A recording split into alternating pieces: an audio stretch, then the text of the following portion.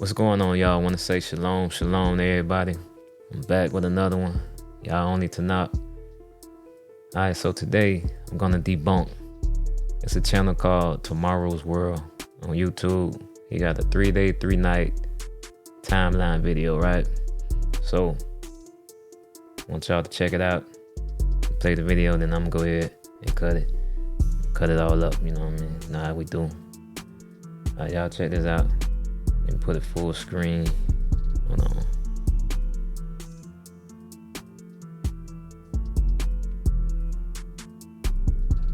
Proving the one incredible sign of his messiahship. When the Jewish leaders asked for a sign of his messiahship, he told them no sign will be given except the sign of the prophet Jonah. For as Jonah was 3 days and 3 nights in the belly of the great fish, so will the Son of Man be 3 days and 3 nights in the heart of the earth. The Old Testament Hebrew phrase he referred to literally means 3 full days and 3 full nights, or 72 hours. He also said in John 2, verse 19, he would be raised from the grave in 3 days. Mark 8:31 records after 3 days. And Luke 24:46 says he would rise from the dead the 3rd day. So assuming it was a full 72 hours. Alright, hold up. See, he didn't already cut himself, right? He said the only sign would be the sign of Jonah. Okay, so these gospel accounts don't even match up with that. John say in 3 days. Mark say after 3 days. Luke say the 3rd day. Alright, so he already then cut up what he was saying. So let's keep going. Let's construct a timeline using the eyewitness events recorded in the Gospels. To start, we need to consider the fact that the Jews and the disciples of Jesus did not keep the Christian holidays we think of today. Rather, they celebrated the Passover and a festival called the Days of Unleavened Bread, cited in Luke 22, verses 1 and 7. Leviticus 23, 5-7 explains that the day immediately following the Passover was actually a high day, or annual Sabbath, which was different from the weekly Sabbath they observed on Saturdays. These observances began at sunset and ended at sunset the next day. So when Jesus died in 31 AD, the Passover began on a Tuesday evening, while the high day Sabbath, mentioned in John 19, verse 31, started on a Wednesday evening at sundown and ended at sunset Thursday, which means that the Friday that year actually fell between 2 Sabbaths, an annual Sabbath on Thursday and the weekly Sabbath on Saturday. Now let's look at the details and fill in the timeline. Jesus celebrated the Passover with his disciples in Luke 22, 13-15, which happened right after sunset Tuesday evening. Then, right after the Passover meal, they went out to the Mount of Olives where Jesus prayed 3 times while his disciples kept falling asleep. Later that... Alright, hold on, y'all. Alright, so before I cut this, let's just see what this guy got going on, right? Tomorrow's World.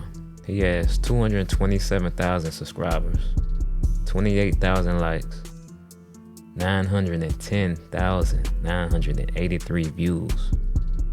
Okay, let's take a look at some of the comments. 5,300 comments, right? Thank you, praise God. My son was confused about this topic and asked me to explain. I couldn't explain it. This video showed up on my suggestions 3 days later.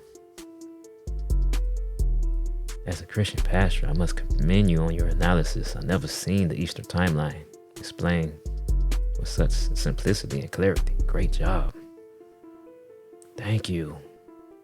Thanks. I have tried over 50 years to get people to understand this. Finally, someone out there understands scripture. My friend, you are not far from the kingdom of heaven. Yes, somebody finally gave the true explanation. Right? Finally, I have never been able to understand how we got 3 days and 3 nights from Friday to Sunday. Thank you. A million thanks. Alright, so, I mean, it's not funny. It's not funny, but I'm gonna show y'all. Let me go ahead and cut the video, man. I ain't gonna make it long. Let me go ahead and cut it. Alright. So, we're gonna look up some of the verses where he said he got Luke 22, 13-15. Alright, so let me stop sharing this. We got Leviticus 23, 1 through 8. Let me go down to 4. These are the feasts of Yahweh, holy convocations which you shall proclaim at their appointed times. Check this out. On the 14th day of the first month, at twilight or sunset, is Yahweh's Passover. And on the 15th day of the same month is the Feast of Unleavened Bread to Yahweh. Alright?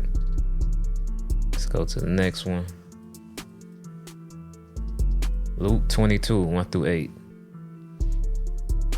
Now the Feast of Unleavened Bread drew near, which is called Passover. Okay? That's the first problem. The Feast of Unleavened Bread drew near, which is called Passover. Okay? Now, this is one of the scriptures that he quoted in his video. Let's go back. Leviticus 23 and 4. Or let's do 5. On the 14th day of the first month, at sunset, is Yahweh's Passover. And on the 15th day of the same month, it's the Feast of Unleavened Bread, right? 2 separate feasts. Luke 22 and 1. The Feast of Unleavened Bread drew near, which is called Passover. Luke 22 and 7. Then came the day of unleavened bread, when the Passover must be killed. And he sent Peter and John, saying, go and prepare the Passover for us, that we may eat. Right? So what y'all think about that? Alright, let's go to Mark 14. After 2 days, it was the Passover and the Feast of Unleavened Bread. So now they call it the same thing. After 2 days, it was the Passover and the Feast of Unleavened Bread. Okay?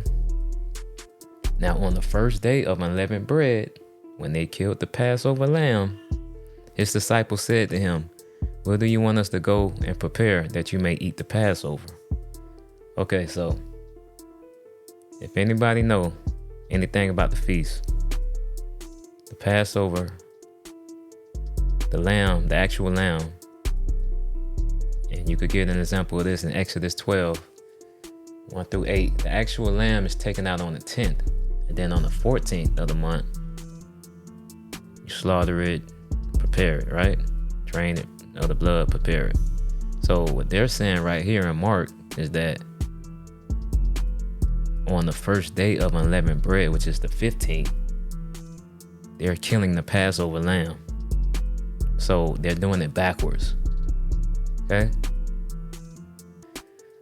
Mark 14:50. Like, where did this come in at? I just seen it when I was going through this. A young man flees naked. A certain young man followed him, having a linen cloth thrown around his naked body. And the young men laid hold of him, and he left the linen cloth and fled from them naked. Now, what do that got to do with? This was at Mark 14:51, y'all. Like, where did this come from? And I got another one for you that's suspect too, just like that. Hold on. All right, Matthew 26. Let's see what Matthew got to say. Now, it came to pass when JC had finished all these sayings that he said to his disciples, you know that after 2 days, it's the Passover. Now, Matthew got the name of this right. He called it the Passover, and he didn't say, and unleavened bread. But then he said, check 17. Now, on the first day of the feast of the unleavened bread. So they still got it wrong, even though he had it right up here. Because the Passover is first, but in 17, they do the same thing. The first day of the Feast of Unleavened Bread, the disciples came to him asking him, where do you want us to prepare for you to eat the Passover? Okay? And in 19, it said that they prepared the Passover. Keep in mind, it's already the Feast of Unleavened Bread, right? It's already the first day, which is the 15th. So I'm wondering, how does JC not know he's supposed to be the Son of God, God incarnate, all these things, right? But he doesn't know what feast comes first, like when it's Passover and unleavened bread. He does it in reverse. John 13. Now, before the feast of the Passover, he got that part right. When JC knew that the hour had come that he should depart from this world, and they call it, and two, he called it supper. He don't say feast, it's a supper being ended, right? Now check out this kind of suspect, right? Check this just like the other one in Mark, John 13 and 4, and I'm gonna shout out Kalvon Israel, YOZ. He came out with this a long time ago. Well, a few months ago, he came out with this. In one of his videos, he says, what it's called? It's something about Jay-Z, the gay messiah, the black gay messiah, something like that. Wrong, gay messiah. But look, check out 13 and 4. JC rose from supper and laid aside his garments, took a towel, and girded himself.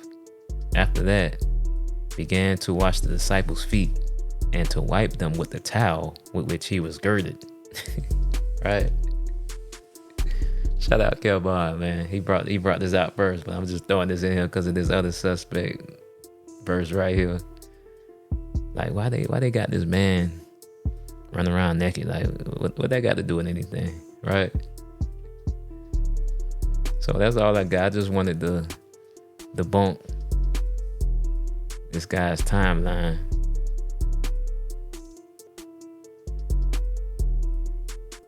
And I just seen this today when I was going through it. And this probably go over a lot of people's head. A lot of people probably ain't even seen this, or I mean, I never seen anything about it.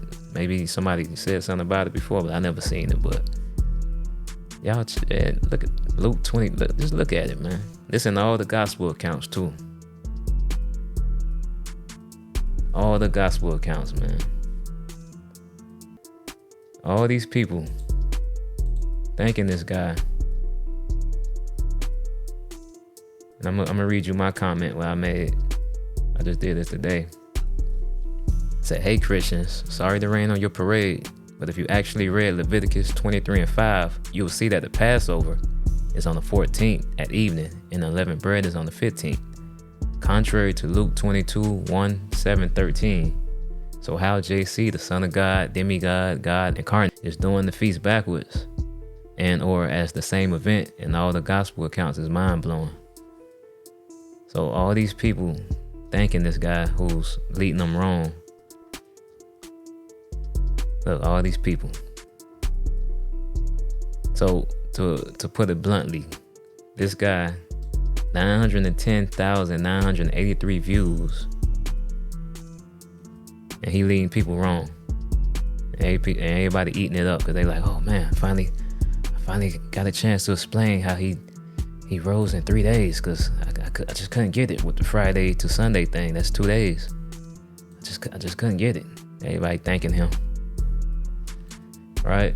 CCD, Christian Cognitive Dissonance. That's the thing we have with this. This guy got 227,000 subscribers.